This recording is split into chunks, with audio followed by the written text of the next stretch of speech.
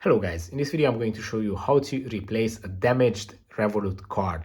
It's very easy to do. I'm going to show you step by step. Basically, you just need to open up the Revolut application. Once you open the app, go to the home page on the first tab and open up the cards menu, which is in the top right corner.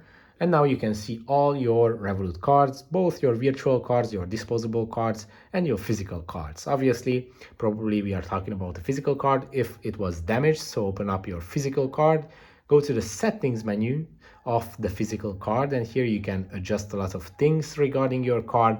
But now we need to scroll down all the way to the bottom of the list until you see these two options. You can either terminate that card if you don't need it anymore, but obviously if you want to have a new card, you can replace it by tapping on replace card and selecting the option that is your case. This is it's damaged or doesn't work, and you can just ask for a new card, and Revolut is going to send you a new card in a couple of days. If this video was helpful for you, please consider sending a super thanks donation.